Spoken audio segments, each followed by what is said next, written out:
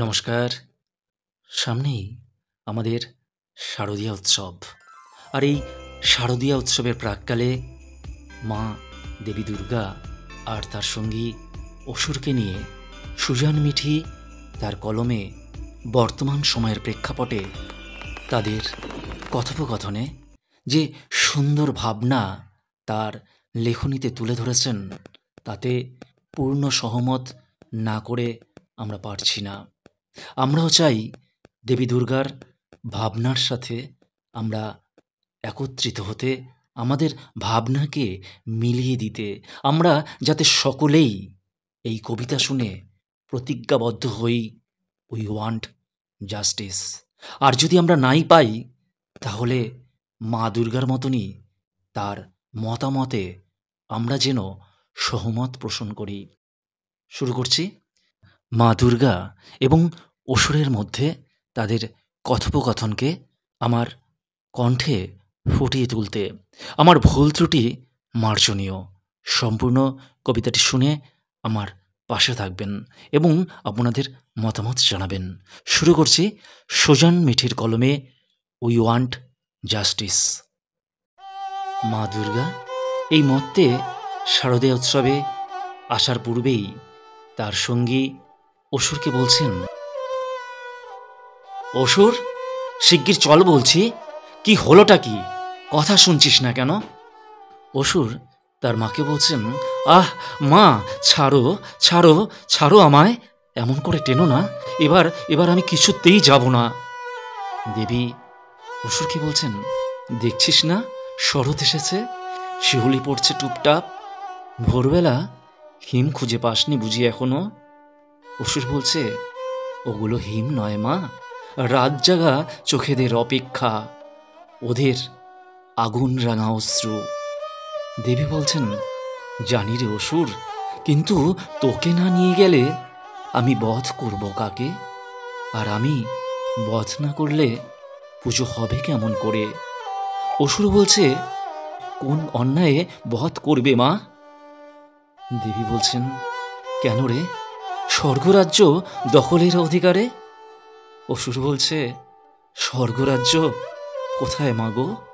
কোনোখানে নিশ্চিন্তে কোনো ফুলকেও যে হাসতে দেখি না আর, ছিঁড়ে কুচি কুচি করে ফেলে দিতে চায় নর্দমায়, অথবা ধান ক্ষেতের আড়ালে, কিংবা নদী স্রোতে। দেবী বলছে, শোক, ভারী শোক। অসুর বলছেন, স্বর্গই যখন নেই, তবে অসুরের কি প্রয়োজন? তুমি যাও মা, ছেলে পুলে নিয়ে কটা দিন ঘুরে এসো। আমি বরং খুঁজে নেই কোন অপরাধ করলে আমাকে বধ করা তোমার পক্ষে সম্ভব হবে। দেবী বলছে, একটাই অন্ধকার আছে রে অসুর, যে অন্ধকারের চোখ দেখলেই আরো গেলে দিতে ইচ্ছে করে টুকরো টুকরো করে ছিঁড়ে নেই জীব। ইচ্ছে করে ওদের অমানুষ চেহারার ওপর দাঁড়িয়ে বুকে বারবার গেঁথে দিই আমার ত্রিশূল। অসুর বলছে, না না না মা, আমাকে মুক্তি দাও, আমি তোমার পায়ে পড়ি মাগো। আমায় উৎসবে যেতে বলো না।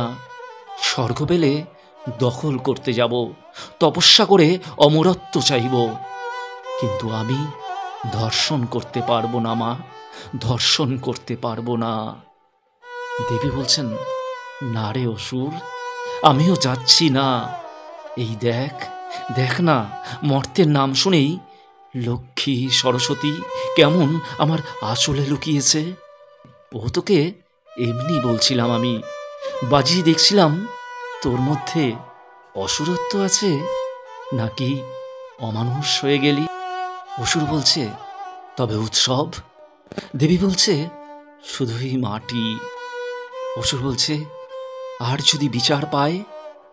দেবী বলছে, অকাল বোধন হবে, ঢাক বাজবে, আলো জ্বলবে, পথ বিনিদ্র রজনী পেরিয়ে এসে নতুন সাজে এসে উঠবে, তোকে বধ করব আমি।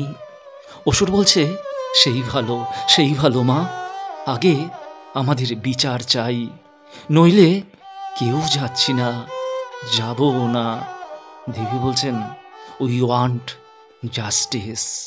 অসুর বলছে, ঠিকই বলেছ মা, we want justice, we want justice. নমস্কার, কবি সুজান মিঠের কলমে উই ওয়ান্ট জাস্টিস এই কবিতাটি আমার কণ্ঠে যদি এতটুকু ভালো লেগে থাকে তাহলে অবশ্যই একটি করে লাইক এবং আপনাদের মতামত জানাতে ভুলবেন না। আর যারা নতুন আছেন তারা অবশ্যই আমার এই ক্ষুদ্র চ্যানেলটিকে সাবস্ক্রাইব করে আমার পাশে থাকবেন। সকলে ভালো থাকবেন এবং সুস্থ থাকবেন আমার সকল প্রিয় বন্ধুরা। নমস্কার।